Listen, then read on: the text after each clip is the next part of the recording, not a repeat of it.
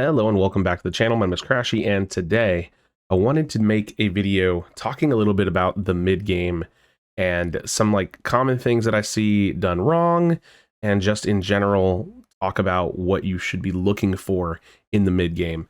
Now I'm going to be using a little bit of a different resource today. This is the Unite coaching map created by 404 or End of File, and it's pretty cool. And let's go ahead and take a look at it.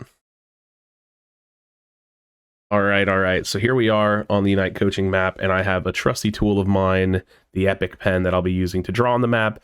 We can place Pokemon all around the map, and this resource will be in the description if you want to use it. And we are going to put the map at around 6 minutes on the timer. And so you can see this is the normal standard map. We've got Rotom is up, Dreadnought is up, and I want to just do a small discussion talking about the mid game, because I think arguably the mid game is probably the place in a match where most players make the most mistakes. And the reason why is that the outline for the game is very simple. When you start a game, you go to your lane, you fight over farm, TLDR, you go to lane, you fight over farm, the 7-minute mark hits, and it's Rotom Dreadnought, right? That outline is set in stone. It almost always happens that way. Whether or not people rotate to the right spot is completely up to them. But what do you do after that? There's a lot more freedom to make decisions. Do you, when you respawn, do you go top lane? Do you go bot lane? And so we need to talk about some of those things. So, all right, in this scenario, we've built the Rotom and the Dreadnought have been taken. Let's go ahead and knock out this tower. So the Ice Qs or the Audinos are on the back. Maybe we did good. Maybe they knocked out ours. Sure. Whatever, and it's 6 minutes on the clock. Well, I want to first talk about 550 bees or 550 bears. Let's bring this tower back. So 550, 6 minutes on the clock. If both of these goals are still up, the 550 bees or the 550 bears will be spawning in the center, just like this. But the thing about bee timers and bee spawns is that they're a little bit dynamic based on the goals. So this is one thing that needs to be being thought about already. If there's yellow dots on the map, and this is really just the main point, if there's yellow dots on the map at all, literally at all, that's what you do during this period. You know what I mean? If any of these yellow dots are up, you just need to be farming that. There's not really a ton of reasons to be trying to push their goal unless you're overpowering them with numbers. There's definitely not a ton of reasons to be pushing tier 2, and we're going to talk a little bit about that as well. But really, you just need to be farming the dots during this period, after Dreadnought, after Rotom. So 6 minutes on the clock, 550 bees will spawn. We talked about that. They will spawn in the center here. But let's talk about when they won't spawn at 550. So in a game, there's a dynamic, it's kind of a catch-up mechanic, I assume, where if the 720 bees were actually killed, and bees, bears, whatever you want to call them, if the 720 bees were killed before this tower or this goal was taken, they will spawn here. So 720 on the clock, let's just write it on the screen. 720, these were taken, and then the goal was eliminated. They will spawn here at 550. They will retain their neutral spawn because they were taken when 2 goals were up. If the 720 bears or bees were taken after this goal was down, so you crush the goal, then you kill the bears, they are now going to spawn at 6 minutes, and they will spawn right here. So there's a 10-second difference, and it's almost like I said, it's a built-in catch-up mechanic for where the bears and bees are going to spawn. So you need to be thinking about these spawn timers as well.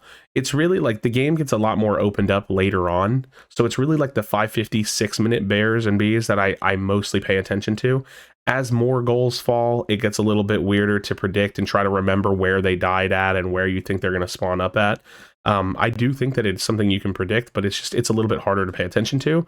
But this is a mid-game objective that I feel most players don't pay attention to at all, which is the 550 bears and bees. Again, if there's dots all over the map, you should be focusing on taking those down.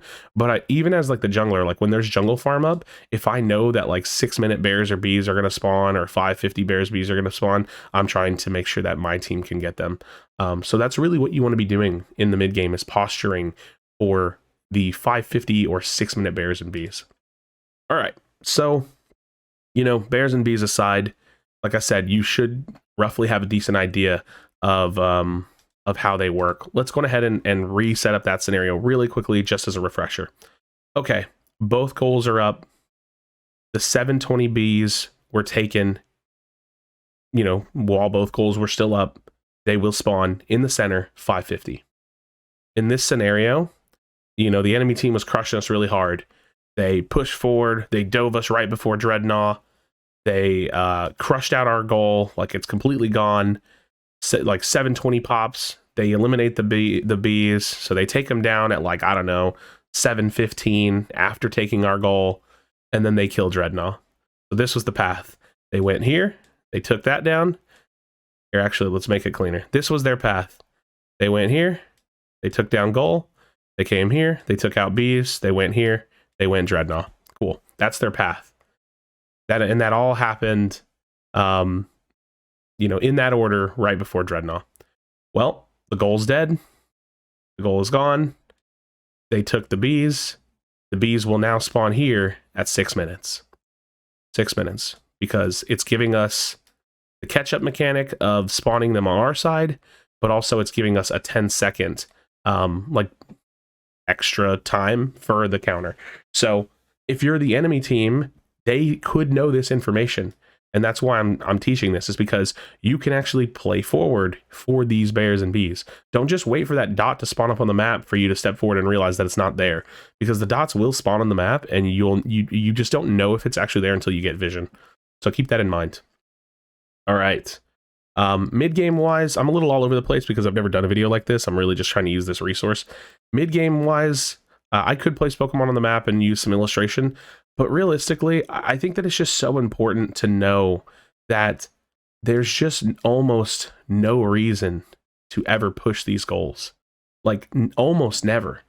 The only time you can push these goals is if you have like a good number of people, and you have, like, say you have like a good number of players on your team, and it's before 5 minutes.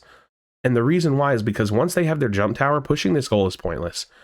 You can solo score on these goals every now and then. Like, you can like run through and, do one of those kinds of goals or something like that. But you almost, and again, I'm trying to be really like specific here. Sorry, I'm still sick. I want to be a little specific here. There's almost no reason to ever push these goals, even if you have a Rotom. So let's talk about that. Mid game, right? Like, all of this nonsense happened. Woo, all of this is taken. And then people start rotating up for Rotom. Okay, cool. We get Rotom, and it's pushing this way. What do? Do you push with Rotom?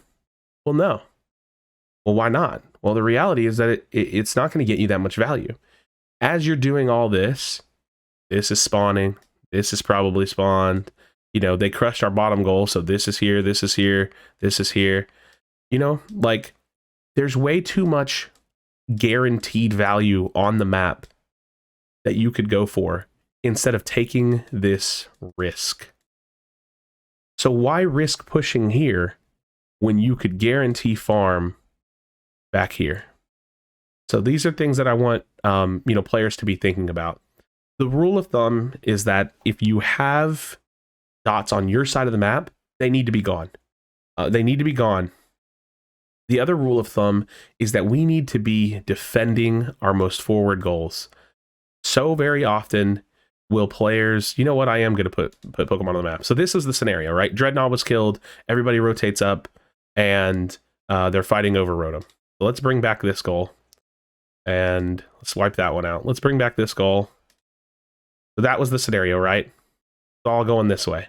Well, what happens is, you have every single person on the team that ends up rotating top lane, right? You have everyone that rotates top lane because we're all going to get this this Rotom up here. And what ends up happening is that, their off lane Greedent or whatever will come and score 40 points for free. 40 points for free Like, and 40 points, man, like that's a lot, you know, 30 points, like that's a lot. So start thinking about being an offlaner in solo queue, and start thinking about the fact that you don't always need to send every single person to objectives. And then the same thing happens. People will leave. They'll literally leave off this top lane because like they'll farm these bees, you know, they got Rotom, they pushed up, they probably died, they farm these bees, and then they all rotate back down, or they all rotate into the jungle. And guess what? Same thing happens, right? Like the exact same thing will happen where you know, everybody just leaves top lane, and next thing you know, you have, you know, I don't know, Dragonite pushes up here, gets another 40 points. So you actually have, like, we have scenarios where you'll actually have players like where y'all are doing really well and the enemy team just starts coming back just because you're not blocking goals. So try in solo queue, try to always be blocking your forwardmost goal. You're only one person, so you can only do your best. But again, just to recap, going ahead and start wrapping it up, you almost never want to push your 2 goals. You almost always want to have someone in an off lane. You want to understand the timers of the 550 Bs, because that's the normal timer. If both goals are up, 550 Bs spawn in the center.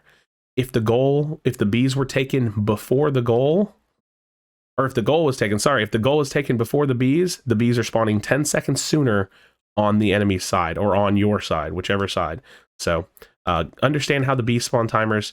And one last thing I'll give you, one last piece of information I'll give you, and this tends to happen a little bit later in the game at some points. Maybe it's like the second Rotom, but the second Rotom will be pushing, and there's dots on the map.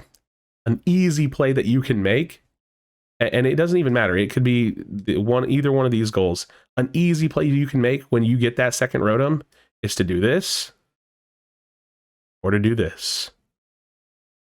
Free turn-in a lot of the time. A lot of free turn-in. Always find opportunities to turn in. So there you have it, friends. Let me know if you think this was educational enough. It's a little scatterbrained, a little all over the place. I've never done something like this, or haven't really done something like this for Unite. But as always, be sure to be kind to one another. Tell someone that you love them, and I'll see you on the next video.